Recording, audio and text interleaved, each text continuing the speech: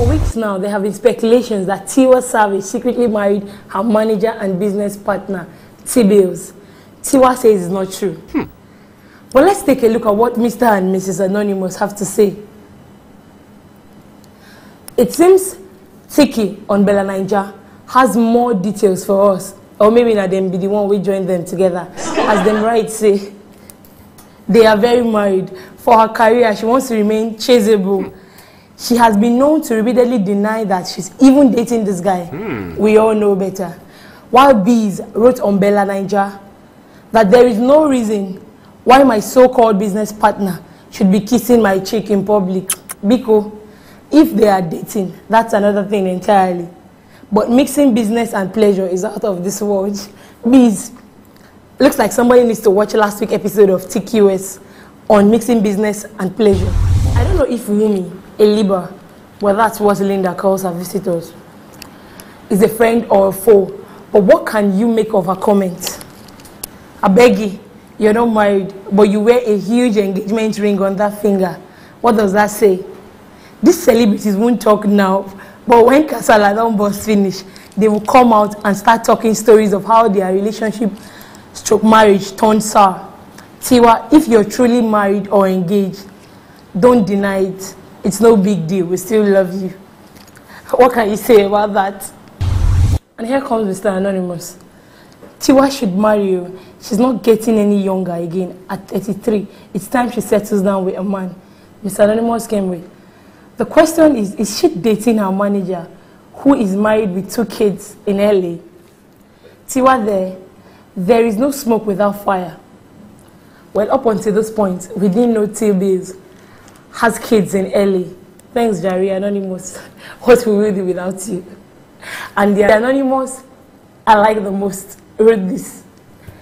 Check out our mobile stores and tablet stores. We give 10% discount on any phone or tablet you purchase at any of the PTV stores. Pitly ticks PT. Can you imagine? Okay, so Linda wrote about Segun Arinze and his beautiful family's appearance on the cover of Motherhood magazine. But guess what? Bro Anonymous and Star Anonymous had to hit him again.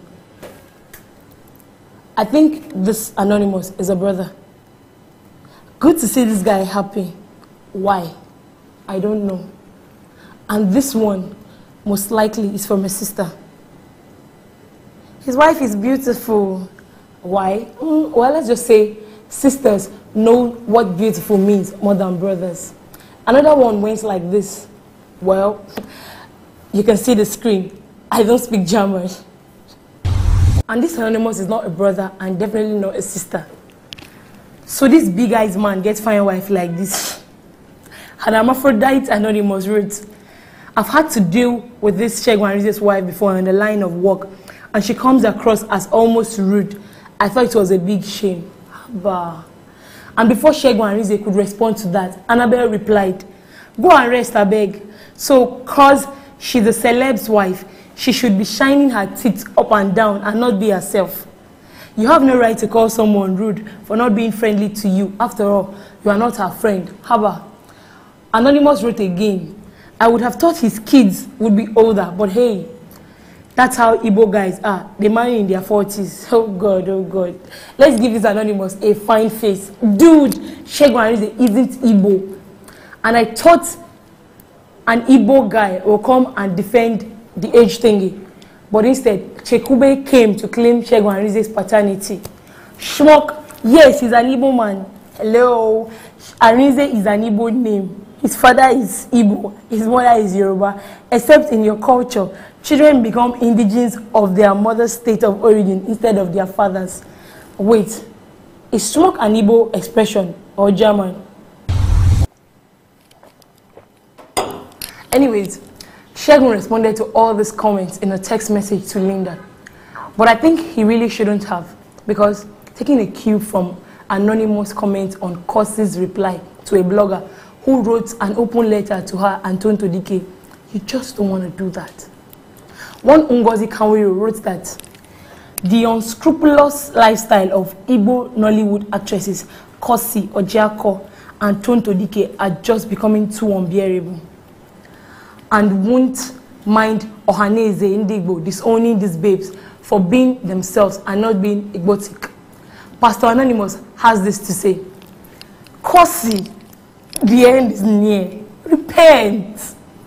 A real sensible Anonymous wrote, "Dear Linda, I'm not a fan of Kosi or Tonto, but the bitter truth is that so-called Ngozi reminds me of the biblical Nicodemus who supports Jesus at night.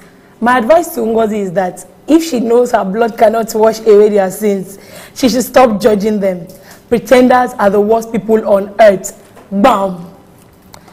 And trust our Anonymouses. They will educate us well. Like this one. The writer is very stupid. For your information, Tonto is Ikwere from River State, not Igbo. Instead of calling your Igbo sister, cause it to other, Ndigbo by foot." Finally, Prince Charming, who is not an Anonymous and seriously charming, wrote, "Now wow, I see a lot of sense in the bloggers write-up though. Make everyone just leave Kosi alone. You cannot force an adult to go against her wishes, but a word is enough for the wise." Alright guys, hope you enjoyed today's episode. Somehow I have a feeling some rich popular dude would be joining in to write a phone. Or don't you think so?